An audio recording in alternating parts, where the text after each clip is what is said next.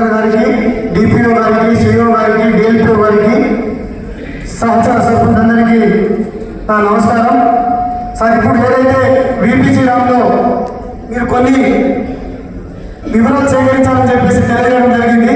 మరి అది 2011 జనాభా ప్రకారమా లేకపోతే మొన్న జరిగినటువంటి జనగణన సర్వే ప్రకారం అక్కడ వివరాలు ఏ జిల్లాలో కొంచెం తెలియజేయాలని చెప్పేసి తెలియజేస్తా ఉన్నా. అదేవిధంగా మరి గిరిజన తండాలుగా గ్రామ పంచాయతీలు ఏర్పడ్డాయి సార్. గిరిజన తండాలలో గ్రామ పంచాయతీ కానీ, వీవో బిల్డింగ్ కానీ, అంగన్వాడీ బిల్డింగ్ కట్టుకోవాలంటే అక్కడ స్థలం లేదు. అక్కడ చుట్టూ గిరిజన తండాలు సామాన్యంగా గ్రామాలలో ఉండే అడవులలో ఉంది. అక్కడ చుట్టుపక్కల ఫారెస్ట్ ల్యాండ్ ఉంది. దయచేసి మీరు చొరవ తీసుకొని గౌరవ కలెక్టర్తో మాట్లాడి గిరిజన తండాలలో ఏదైతే గ్రామ పంచాయతీ శాంక్షన్ అయిందో అక్కడ కట్టుకోవడానికి స్థలం లేదు సార్. ఫారెస్ట్ అధికారులతో మాట్లాడి వాళ్ళకి ఖచ్చితంగా ఫారెస్ట్ ల్యాండ్ కేటాయించే విధంగా కృషి చేయాలని చెప్పేసి గవర్నమెంట్ దృష్టికి తీసుకొస్తున్నా. ఎందుకంటే గతంలో 2014లో మరి పల్లె పట్టణం కోసం, డంపింగ్ యార్డ్ కోసం, కెమికల్ కోసం మరి ఫారెస్ట్ ల్యాండ్ స్థలం ఇవ్వడం జరిగింది. అదేవిధంగా మీరు చొరవ తీసుకొని ఖచ్చితంగా గిరిజన తండాల కోసం ఫారెస్ట్ ల్యాండ్ స్థలం కేటాయించాలని కృషి చేయాలని చెప్పేసి గవర్నమెంట్ తెలియజేస్తా ఉన్నాం సార్.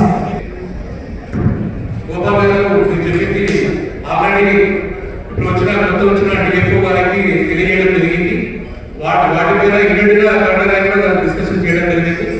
తండాలలో ప్లేస్ లేదు, ఆల్రెడీ ఫారెస్ట్ ఎగ్జామ్లో ఉన్నాయి కాబట్టి గవర్నమెంట్ ల్యాండ్ ఉంటుంది కాబట్టి దాని మీద రిపోర్ట్ సబ్మిట్ చేయడం జరిగింది. ఆల్రెడీ తహసీల్దార్ అక్కడ ఉన్న ఎఫ్ఆర్ఓ వీళ్ళతో కూడి వాళ్ళు అక్కడ వేసి ఎంక్వైరీ చేసి సర్వే చేసి రిపోర్ట్ ఇవ్వడం జరిగింది.